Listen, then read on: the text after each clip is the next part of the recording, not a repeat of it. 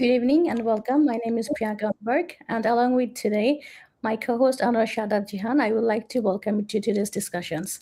Today's we have a topic: history, truth, and the future of Bangladesh. Can a nation identity be rewritten?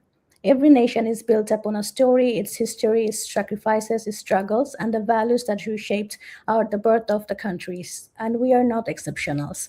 Our independence, our liberation war, and the contributions of countries, countless men and women, have helped to found the country that we have today. Yet today, many are asking difficult questions. Can a history be altered by a political change? Can a national memory be reshaped through institutions, textbooks, and public discourse? And what responsibility do citizens have in preserving the historical truth?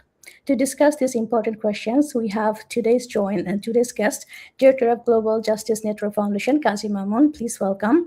We have a legal expert, Taposh Kanti Bal, and my co-host, Anushada Jihan.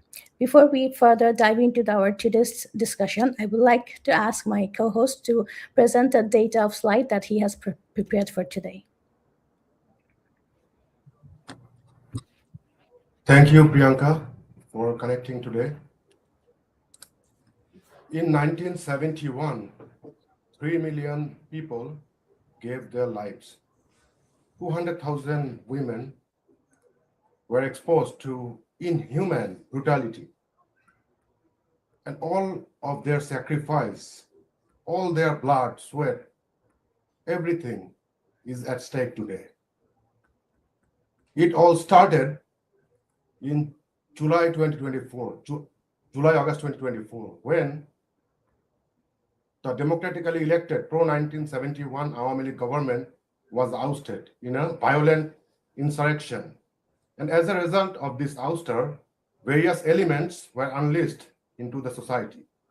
And among those elements were the elements that are directly against the liberation war, the independence, and the very being of Bangladesh. And when they were unleashed, we have right after started seeing the brutality. In Voice of America interview, the so-called Nobel laureate, Dr. Muhammad Yunus, used the term reset. He implied that all the sacrifices, all the bloods and tears and sweat were a software error that could just be cleared by a reset. And right after he mentioned that term, at the same time, we have seen attacks on our freedom fighters, on memories, murals, sculptures, and whatnot. In these last 2 years, 25 targeted attacks happened on freedom fighters. These are reported, documented attacks, but the real number is much, much higher. In a latest spree of attacks, December last year, in Taraganj, Rangpur, Jogesh Chandra Roy, a 75-year-old freedom fighter, and his wife, Suborna Roy, were brutally hacked to death inside their home. They were hacked to death because of their identity as a freedom fighter. The freedom fighters of Bangladesh today are saying that these elements that were unleashed, they are making them feel like what they did in 1971 were a crime. Just imagine, Priyanka, that they are feeling that what they did, what they accomplished, are nothing but crime. Not only the living senior freedom fighters, they are not even safe in their grave. The graves of freedom fighters came under attack. The grave site that are booked for them, that are reserved for them, came under attack. Their properties came under attack. The freedom fighters of Bangladesh are not safe. At the same time, as I have mentioned, there were attacks on murals, sculptures, and memorials associated with the liberation war. The exact number is 1,494. Right after the ouster on August 5th, first they went for Dhanmondi 32, right? They set it ablaze. Dhanmondi 32 is the place where not only the father of the nation, Bangabandhu, lived, this is the place from where the independence of Bangladesh was born.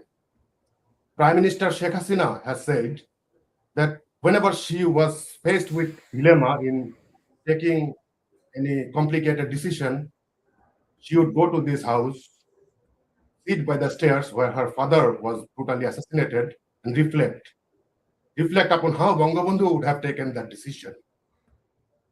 And this house is a threat to them.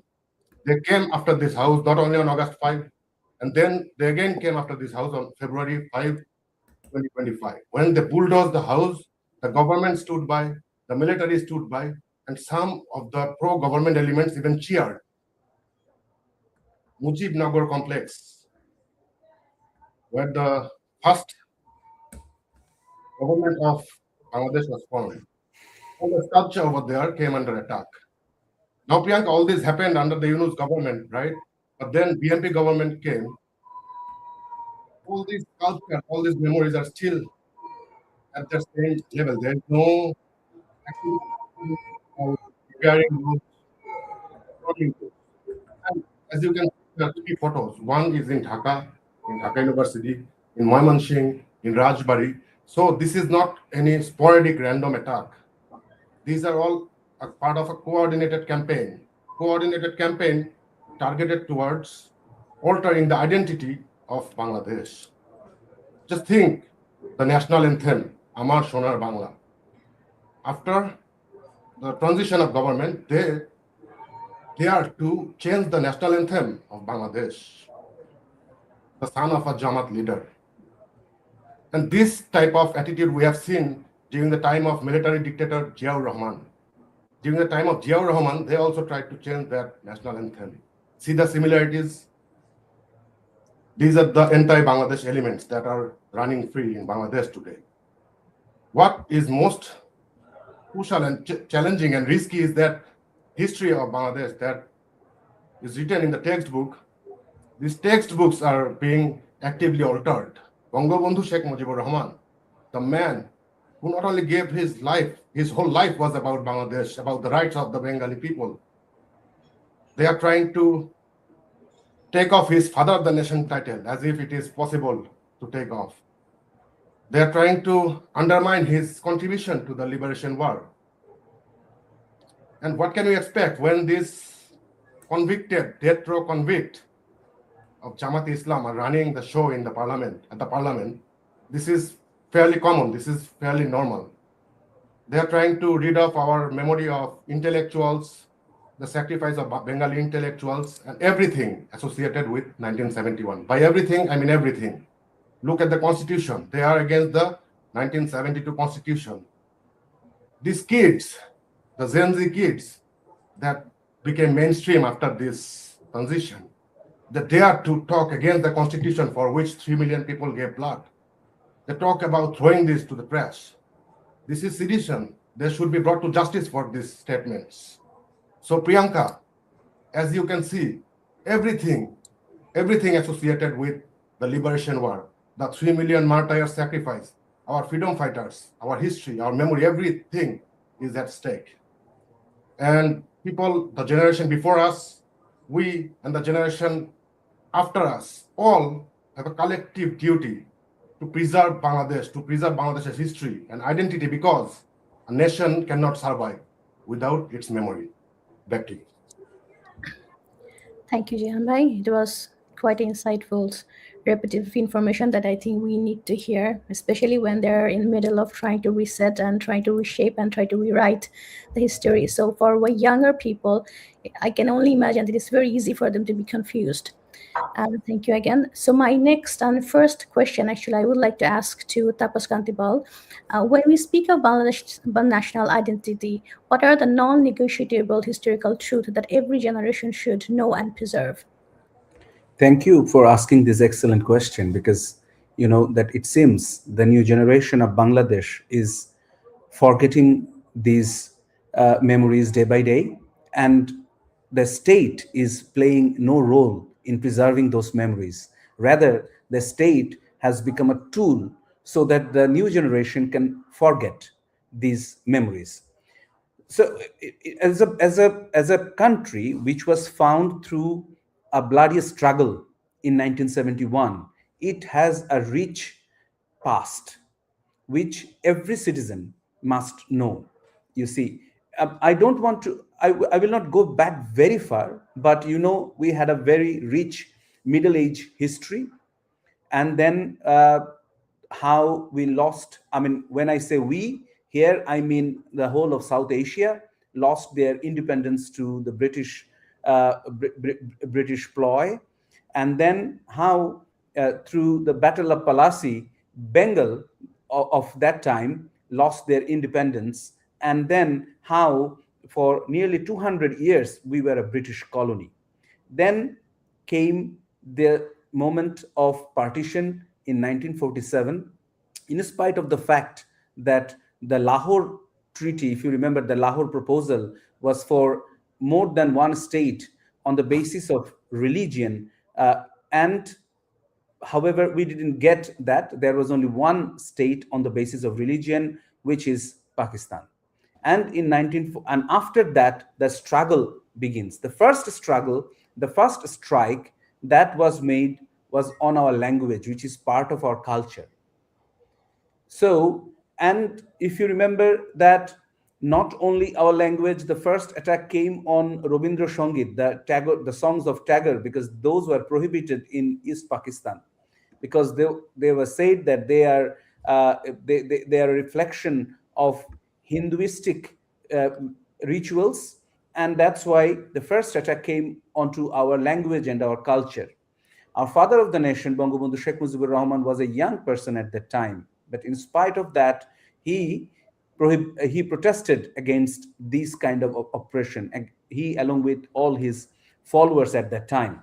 So you see that led to the 1952 language movement, which is very important for our memory, because on 21st of February, Rohit, Salam, Barkat, Jabbar, they were killed for the right of our language. If they were not killed at that day, we probably would have been speaking in Urdu right now. Bangla may not be preserved. Bangabandhu Sheikh Mujibur Rahman was in prison at that time because of his protest against these oppressive decision. And after that, there was this autocratic rule of Ayub Khan, Field Marshal Ayub Khan's autocratic rule, that, and also the comedy of errors in the Pakistan parliament, because Pakistan didn't have any constitution. There were political parties coming and going out, and all this created the field of this Ayub Khan's situation, and which led to the War of Independence of Bangladesh in 1971. I'm going very fast, because it's a huge history. It might take hours to describe, but in why we went to 1971, because there is this history of oppression and discrimination. I'm not going to get into details. The only thing I will say that Pakistan used to take raw materials from us, and then they used to produce things which we had to purchase at a higher price. There was famine in Bangladesh, which was East Pakistan at that time, and also job-wise, everywhere we were discriminated. So now in 1970s election, because of which was followed by 1966 declaration of 6-point declaration, 1969's movement, in 1970s election, Awami League got this overwhelming majority, and Sheikh Mujibur Rahman, the father of the nation, he was supposed to be the prime minister of, of Pakistan. However, he knew that this is never going to happen. So under his leadership, all kinds of preparations were there so that Bangladesh can get into a liberation war. You know that on 2nd of March in 1971, the flag of Bangladesh was hoisted in Dhaka University. And then in 7th March, the historic speech made by Bangabandhu Sheikh Mujibur Rahman.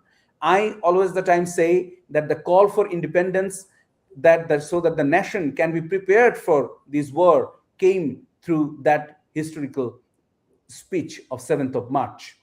And after that, how Pakistan arranged all the soldiers to come into Bangladesh, and then getting connected with these right-wing Islamic political parties, Jamaat-e Islami, Nizam-e Islami, and other political Muslim League and other political parties, and how this led to 25th of March, they attacked Operation Searchlight. At the dawn of 26th of March, Bangabandhu Sheikh Mujibur Rahman declared the independence of Bangladesh. And with his declaration, the whole nation started this struggle against the barbarous Pakistan and their collaborators, whom we know as Rajakar al-Badr al-Sams. Um, Now, the role of the present government, which is led not only by only BNP, we see BNP in front, but Jamaat is in the background, right? So from the July, August 2024, this government, these policymakers, they are all are willing to delete these memories. Why they are trying to delete these memories? Because then these Jamaati Islamist memories will be deleted. The new generation will not know that what Pakistan did, what Jamaat, Nizami Islami, or Muslim League did to the people of Bangladesh. In the name of religion, the people were killed. Three types of people were killed in 1971. People must know these things from a very young age. For example, first of all, politically targeted Awami League people were politically targeted at that time. Then comes the Hindu people because of their religion and their affiliation with Awami League. They were targeted and killed. And then the third group of people were women because of their gender, because Bangladeshi people, Bengali people consider women as their assets, so women were targeted.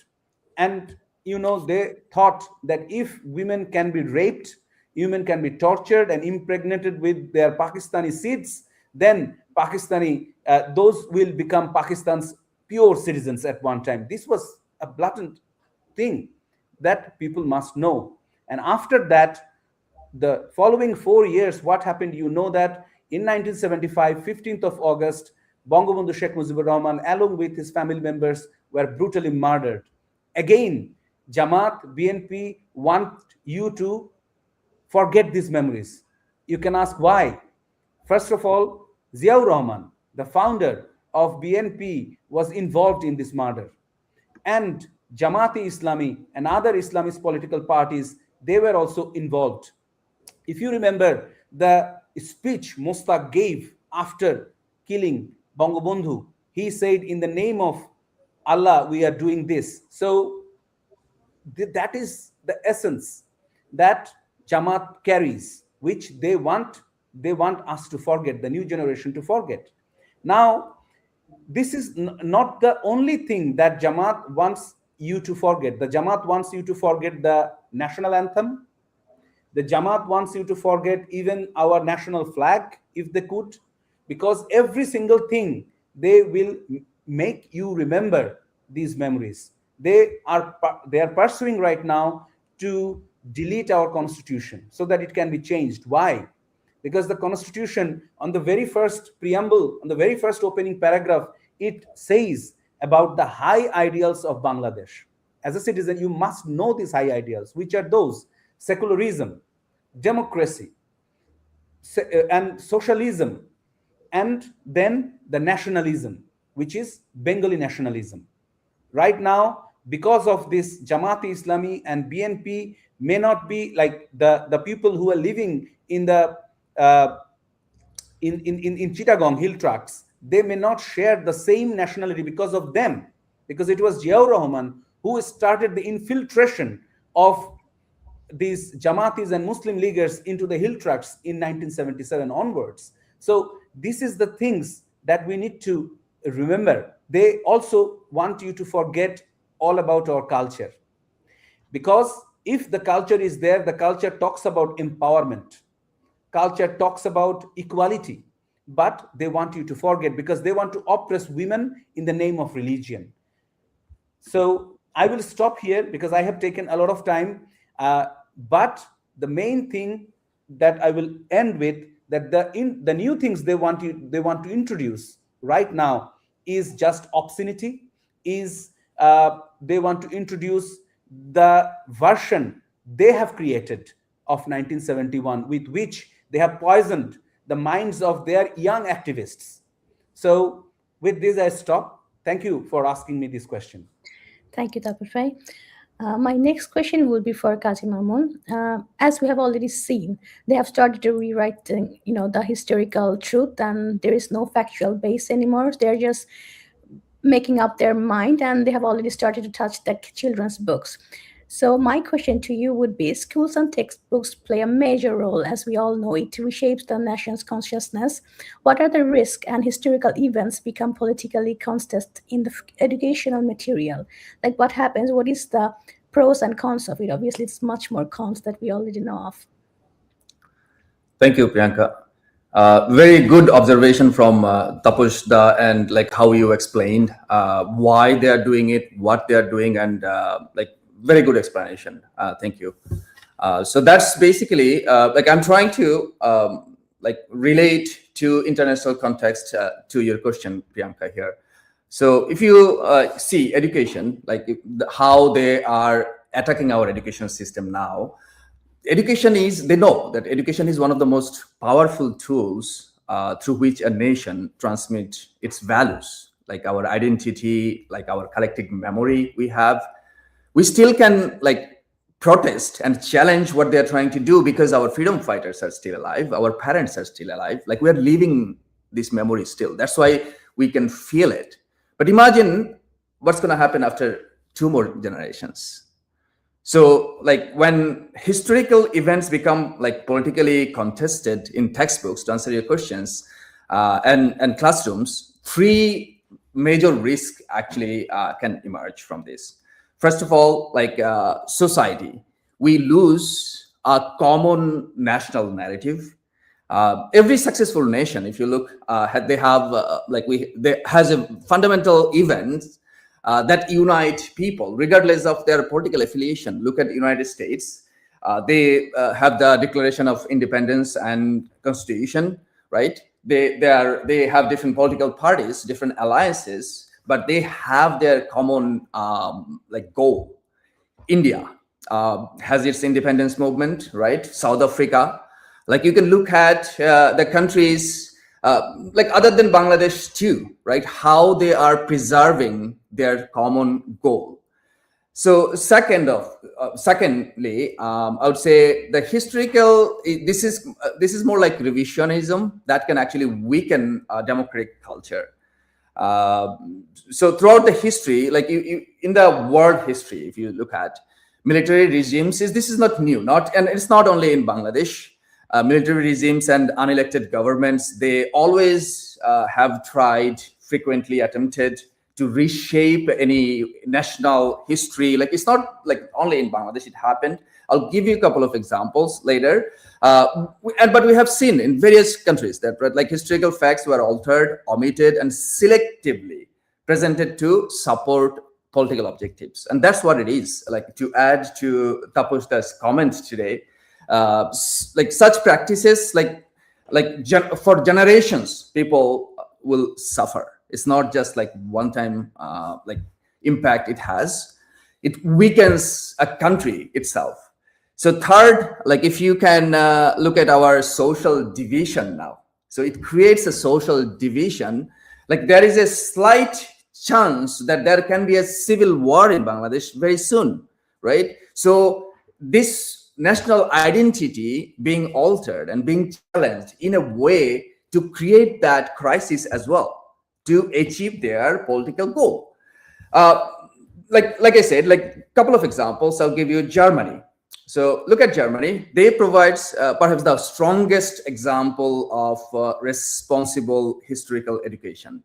Like after World War II, Germany chose not to erase or minimize its difficult past. German students studied Nazism and Holocaust extensively. And the purpose of this is not to assign like perpetual guilt, but to ensure like future generations understand how democratic institutions can fail and why protecting them matters. And similar situation in Bangladesh, that's like we do need to preserve our history of 1971. We do need to preserve the history of Jamaat Islami, those Rajakars, Al-Badrs, what they did to this nation. Exact same way, the way they are trying to erase, we should try to preserve. I'll give you another example. South Africa, they also offered like another important lesson for us. And like following their apartheid, the Truth and Reconciliation Commission documented their past, all of their past abuses, and openly and publicly. The country understood that reconciliation requires truth, not historical denial. Same thing happened in Canada, where I live. Similar situation, the oppression happened to the native people. Government is recognizing that, preserving that history. They're not trying to hide their past. So for Bangladesh, the lesson is like very clear, I would say. Historical facts and surrounding the like our liberation war, the sacrifices of our freedom fighters, and the events that led this independence, that united us as a nation, should be studied like honestly and preserved. Like, and debate is healthy. Like we can talk about like history, we can debate about it, but distortion the way it's happening right now, no. A nation like us, like we cannot build a stable future like our like fundamental history when it is becoming like negotiable. So thank you. Thank you, Mahmoud Bhai. My next question will be to my co-host Jihan Bhai, as we were watching your slides, and you have given us so many insightful, very factual based information. So my question will be from there. We have seen nearly 1,500 sculpture has been destroyed. We have seen Thalmuni 32 has been bulldozed. We have seen freedom fighters are being chased down from their home, burned out their houses, destroyed, even from the grave. So they are actually nowhere safe. When a government stays silent as the founding memory of a nation being erased, what does that say about Bangladesh direction? Is it merely a political rivalry, or is it a deeply attempt to redeem what Bangladesh is? What is your thoughts on that? Thank you, Priyanka. So to have a rivalry, you need a rival, right? Bangladesh Awami League is banned in Bangladesh.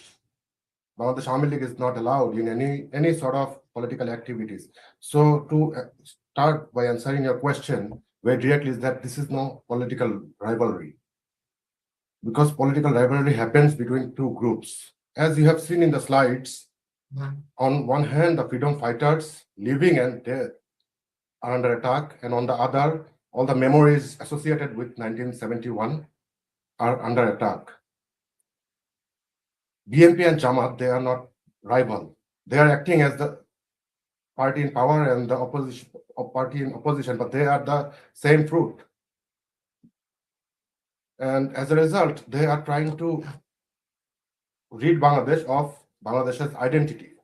Our identity is directly tied with 1971. The issue of liberation war, our history, our independence, it is not a Awami League issue or a BNP issue. It is not a right issue or left issue. It is the issue of Bangladesh. A liberation war is not a property of any political party. It is the property of Bangladesh. So when the government is trying to actively alter what Bangladesh is, it clearly shows us the direction. As Mamun Bhai has stated, what is going to happen to two generations from now? 2 generations from now, if we can't preserve our history as it is, Bangladesh, as we know it, will be at risk. Two generations from now, people will not know where Bangladesh came from. They will not know about the sacrifice of the 3 million people. They will not know the sacrifice of the 200,000 women in 1971. And those are valuable, because a nation who does not know who it is cannot progress. And Bangladesh was on its track to achieve excellence. It was already achieving excellence because our history, our identity, all were preserved. So I would say that Bangladesh is heading toward a dark direction if we cannot alter this attack against our independence, against our very soul, against the soul of Bangladesh. Back to you.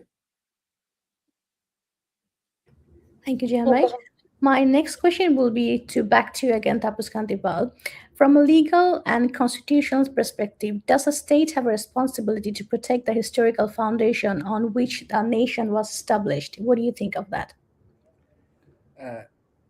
My analysis is that every country, especially those countries whose constitutions are written, they have this responsibility to preserve their history.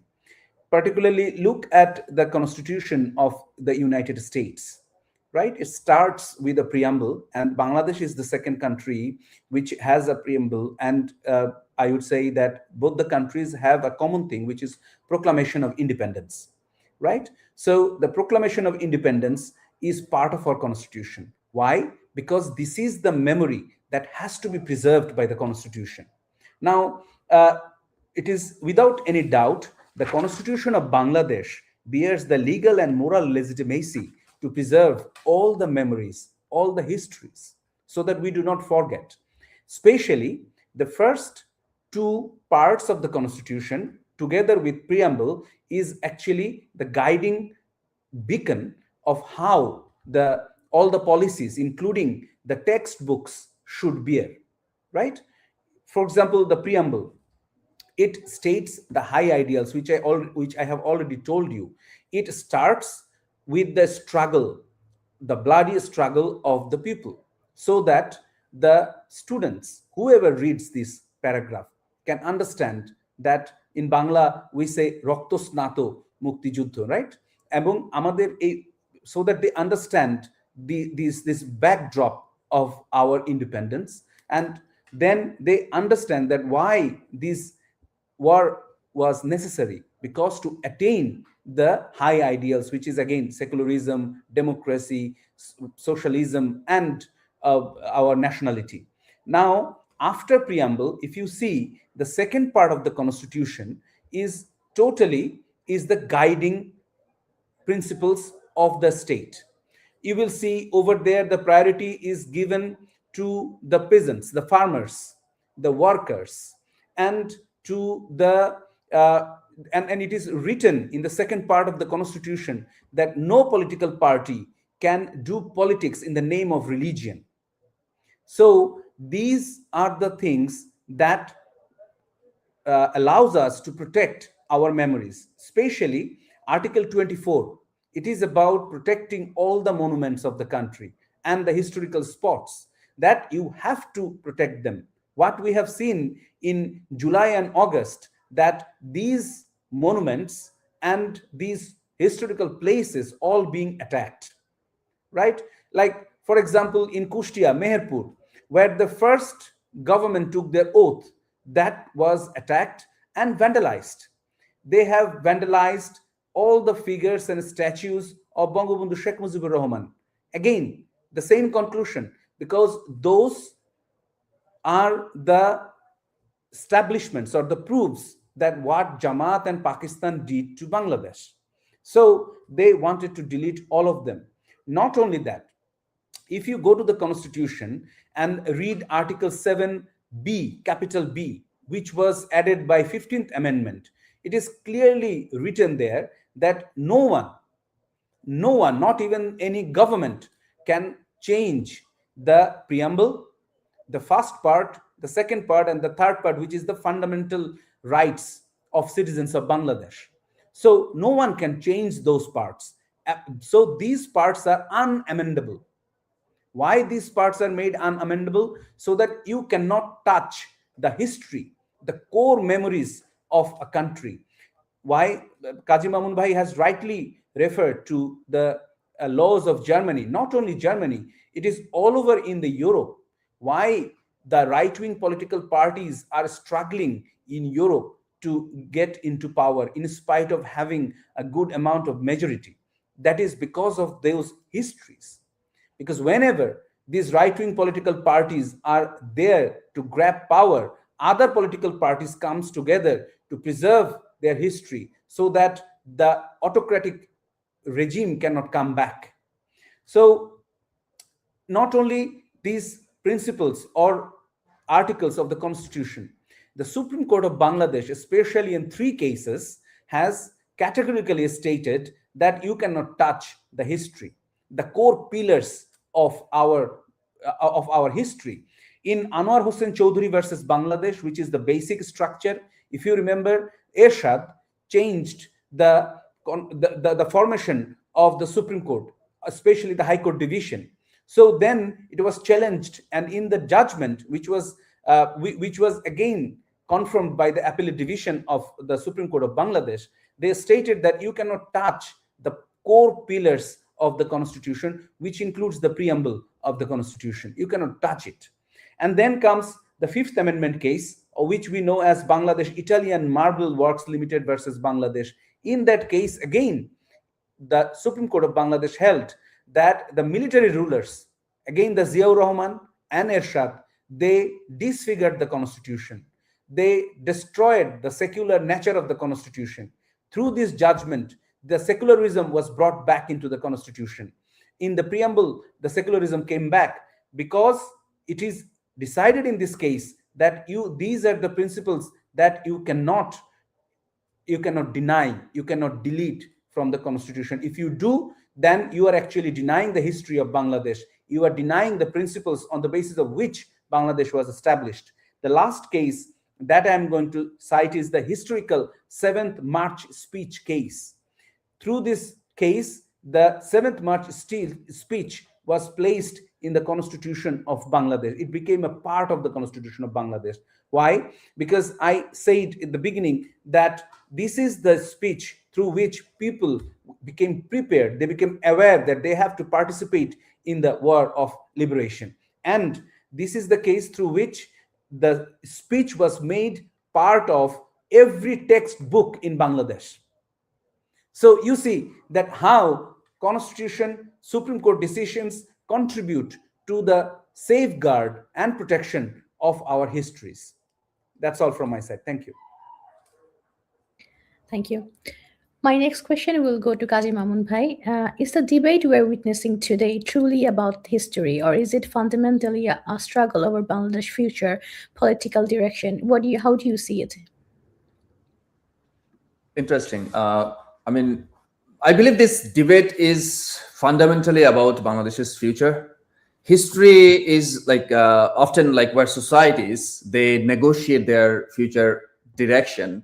Like if you look at around the world, disputes about monuments, museum, like national heroes or historical narratives are rarely just about the past. They are usually debates about national values and political identity. For example, following the collapse of Soviet Union, like many Eastern European countries removed communist symbols and re-evaluated public monuments. The debate was not simply about statues. It reflects broader questions about democracy, sovereignty, and also national identity.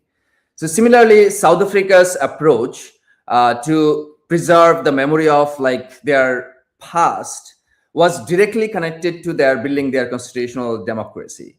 In Rwanda's case, after 1994 genocide, memorials and education programs became central to rebuilding their national unity and preserving their future, basically preventing their generations from future violence, so they understand what happened to their ancestors and how they can actually learn and stay united as a nation. In Bangladesh, Bangladesh faces definitely its own questions. The liberation war was not only a military struggle for us. It represented the aspiration for democracy, the people, their self-determination, social justice, our cultural identity, and also a freedom from the oppressions we had from West Pakistan. So when symbols associated with the liberation war become the target for this targets for controversy, and the debate extends the physical beyond the physical structures. It's not only related to physical structure or historical personalities anymore. The deeper question becomes actually what principles should guide Bangladesh moving forward. So will Bangladesh continue to define itself through the ideals and that inspired our independence in 1971, or will alternative narratives like Hadi or 2024, the false revolution they tried to create, like that replacing our core values of freedom and independence, like our national anthem, to like everything, like how future generations understand the nation's purpose and identity, then like how they will. So for that reason, like I believe this discussion is not primarily about the past, or it is about the like the future that is actually coming for us. And that's why this reshaping what is taking place right now is very important, that we understand, like as scholars around the world, that like there's something happening in Bangladesh that like 200 million people will suffer for generations. Thank you. Thank you, Mahmoud Bhai. While you were I would like to quickly add one thing before of you course. start. A Jamaat barrister Shahriar or something, I don't recall his name completely. He dared to say that in 1971, Bangladesh did not achieve an independence. And there is no repercussion or no action from any government or any other institution about this. So this is where Bangladesh is at today. Yeah, I don't understand how he even gets invited to a national TV channel and how he's allowed to speak the way he speaks. Is quite embarrassing, even for the government that is running currently. And to what I was going to say to Mamun by your replies to my questions, we usually say revolutions, but I personally, I just want to call it was a long conspiracy. It was a terror attack. I believe in the future we will be writing factual history. It should be written very carefully what it was, because I don't think it was revolution. It was a massive, like Yunus have told us, it was a long conspiracy and pre-planned. So hopefully, Terror attack. I think that's a good definition. yeah, yeah. Hopefully that is what we'll be going by. Uh, my next question will be for Taposh Bhai, for you. Around the world, nations continue to debate how they remember their past, and what lessons can Bangladesh learn from other countries? Like how have they faced challenges and disputes over national identity and historical memory? What do you think we can learn from their mistakes or their error? This is very interesting in the sense because there is not a single formula or single lesson that Bangladesh can learn. There are multiple lessons that Bangladesh can learn. For example, we all know Mustafa Kemal Ataturk of Turkey, and under him there was this absolutism, like ignoring other cultural heritages, and that actually boomeranged in the present situation, and the present anarchy that is going on in Turkey is a result of that. So in Bangladesh, we have to understand that there cannot be any absolutism which is enforced by Jamaat, which is enforced by right now BNP, because they have banned the political activities of Bangladesh Awami League. They are incarcerating the activists and the leaders of Bangladesh Awami League and rewriting the history as if nothing has happened in 1971. Number two is already Mamun Bhai has mentioned about Germany, which is institutionalizing truth beyond politics. Why this is important? Because if you leave it to the political parties, then you will see what going to happen. The thing that is happening in Pakistan and Bangladesh, you can see that political parties are providing their own narratives, and that is creating confusions to the future generations. But in Germany, they did not leave this historical memory to the whims of political parties. Instead, it institutionalized memory through independent bodies, strict academic frameworks, and structural constitutional locks. The remembrance of historical atrocities is integrated into the legal and educational fabric of the nation, completely insulated from electoral politics. So Bangladesh should do that. They should take these narratives away from the political parties, and there should be state bodies who should control these narratives and guard those political parties who want to write their own stories, right? And then let us talk about Spain and France. What happened in Spain? that one approach is that they were putting everything under the rug. They, after the death of Francisco Franco, they wanted to forget anything and everything about this dictator. So what happened, that the victims did not get justice. So the tension among the victim and the perpetrator was growing until they started the perpetrators to try them in a tribunal. So in Bangladesh, our Prime Minister Sheikh Hasina was doing the right thing by establishing the International Crimes Tribunal under the International Crimes Tribunal Act of 1973. So under that act, these 1971 crimes committed by Jamaat-e-Islami and other cohorts, including Pakistan Army, that was going through this International Crimes Tribunal. But now they are using this International Crimes Tribunal for their autocratic purposes, because it is not being used. If you read the parliamentary debates of 1973, you will see that the only principle or only target of this International Crimes Tribunal, the only target of International Crimes Tribunal was to try the perpetrators of 1971. There was no other objective of this tribunal.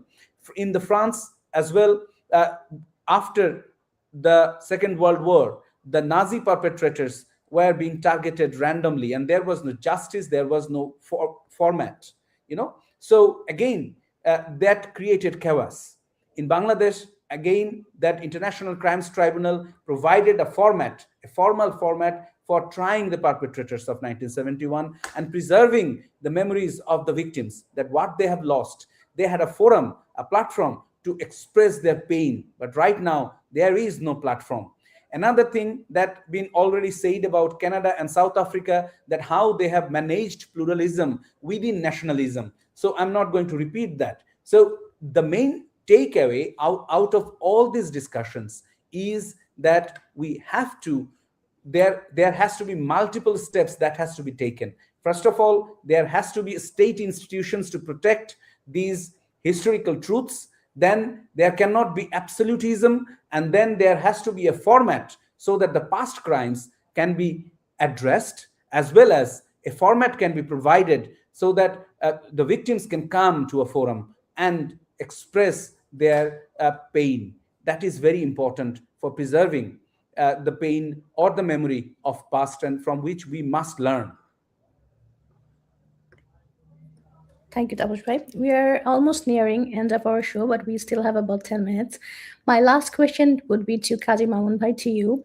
Beyond political parties and governments, what role should ordinary citizens like us, academics, journalists, young people, lawyers, engineers, how should our role be playing in historical preserving the truth? What do you think? Do you have any tips?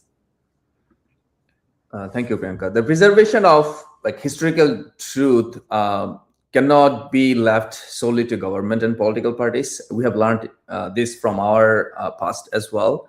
There was attack on our even language, like Bangla, how we write using Bangla letters.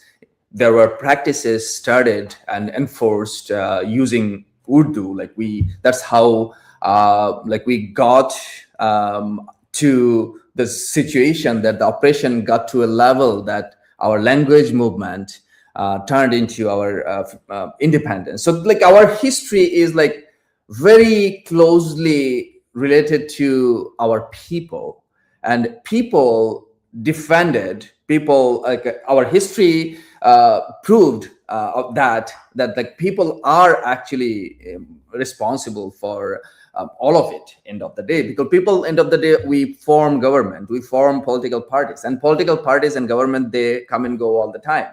So everyone here, us academics, we play a very vital role in conducting rigorous research and preserving archives, verifying facts, and documenting historical evidence. Nowadays, it's easier when we have this digital access to all this information.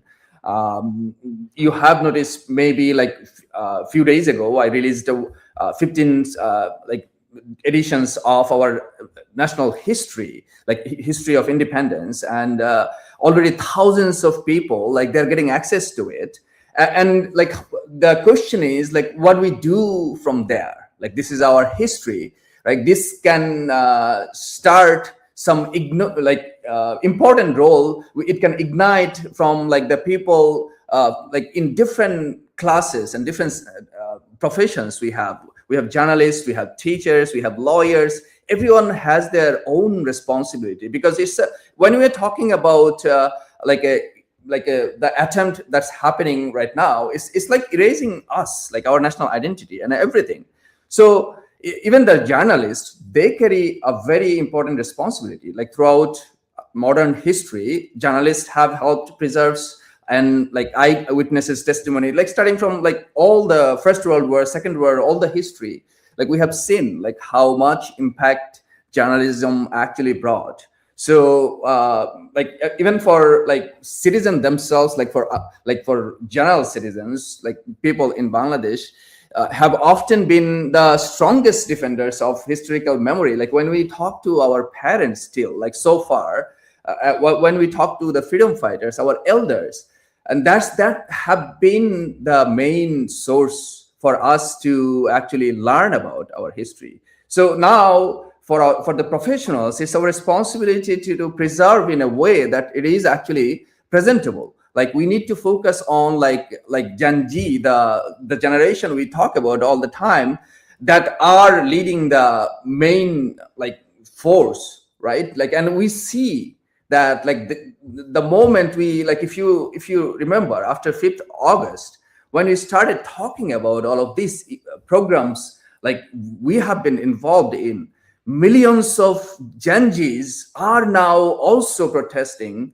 They are also now coming on the street. Like you see like Chhatralik missiles, like they are like increasing in numbers. They're like 50% of them, they're never involved in politics before. They are also Gen Z. They are coming on the street now. So like it is important that like work that we are doing all, that we continue doing it, and also we try to be more innovative about it, like how we can actually reach our audience, the younger people, like how we can make it more accessible to them, more presentable for them. Thank you. So I think that kind of like concludes like our responsibilities, and like thank you for inviting me this program today. Thank you, Ahnberg. I have last questions for all three of you.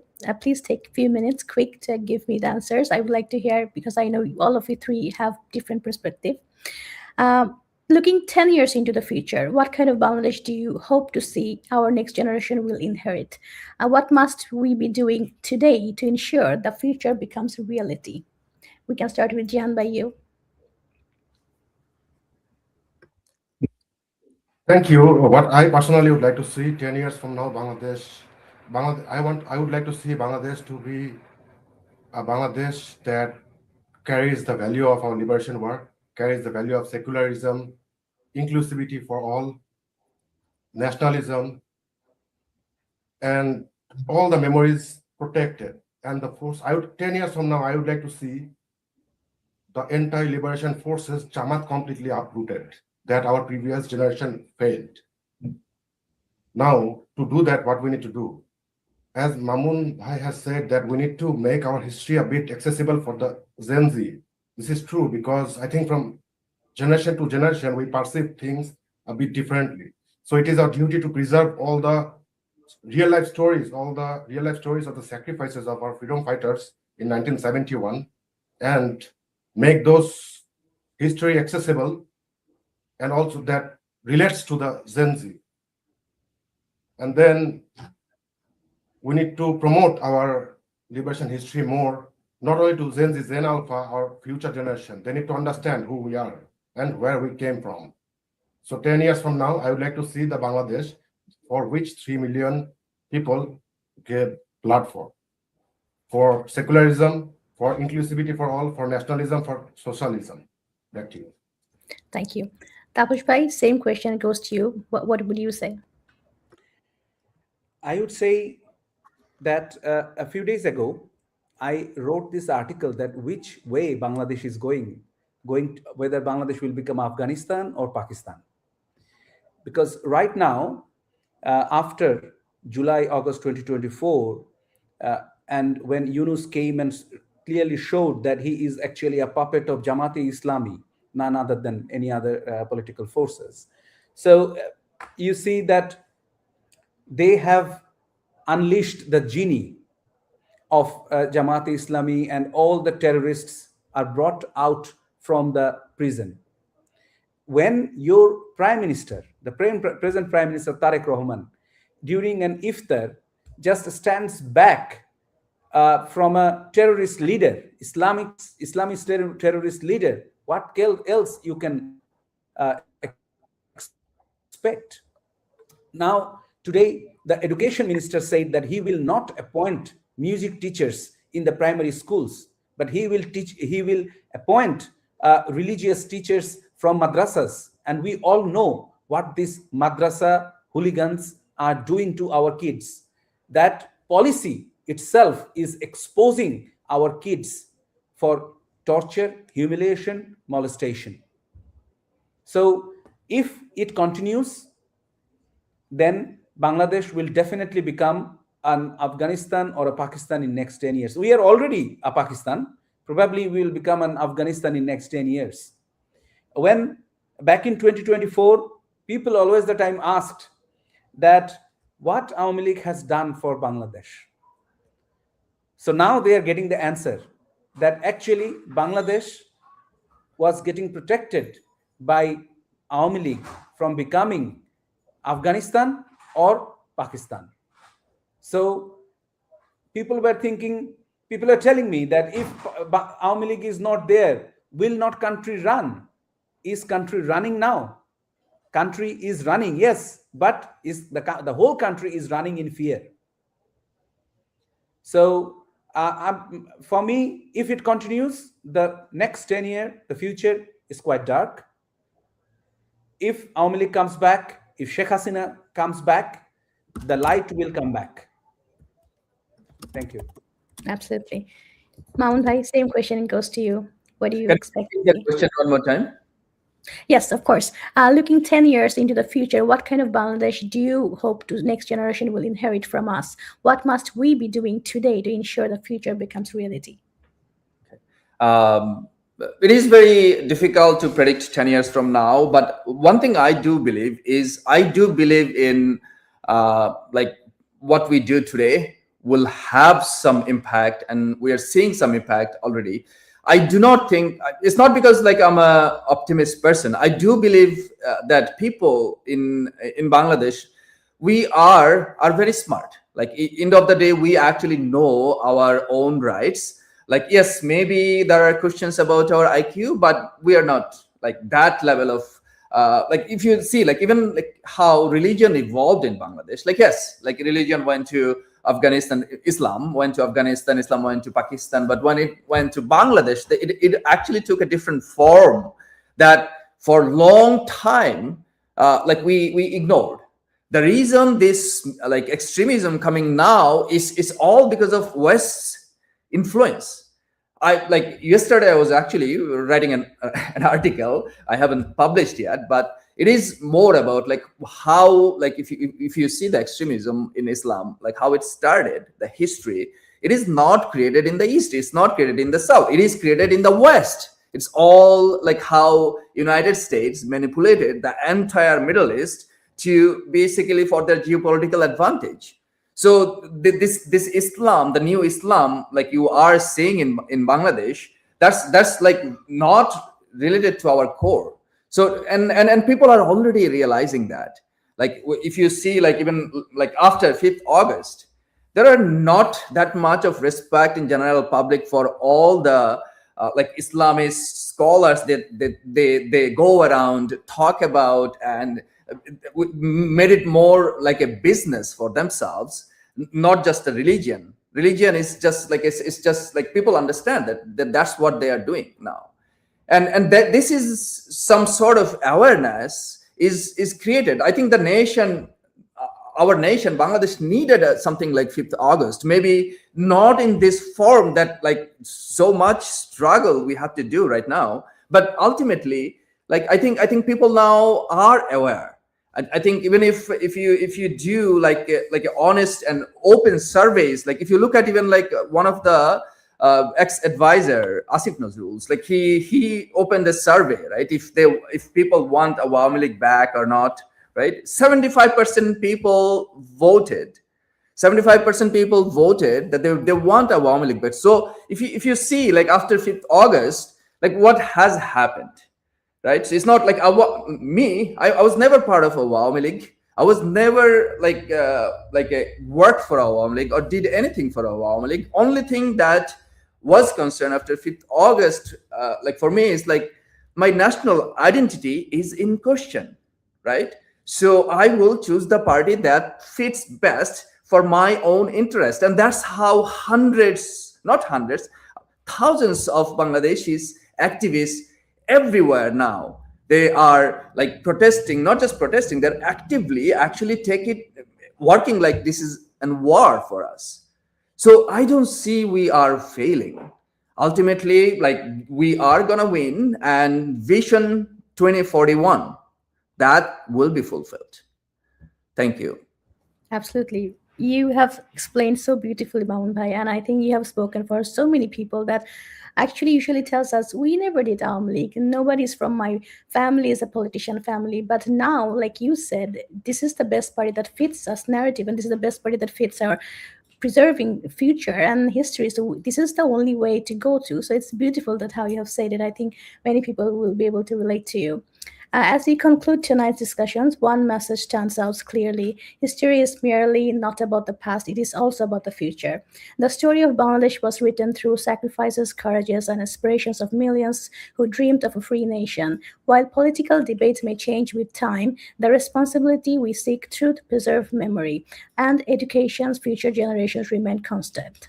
I would like to thank our guest Kazi Mamun, Tapos Kantibal, and my co-host Anwar Shada Jihan for sharing your valuable insight with all of us. Thank you to our viewers who joined us today. We encourage you to continue reading, learning, questioning, and engaging with the historical that has shaped our nation. Be curious. Good night and Jai Bangla. Jai Bangla, Jai Bangla. Jai Bangla.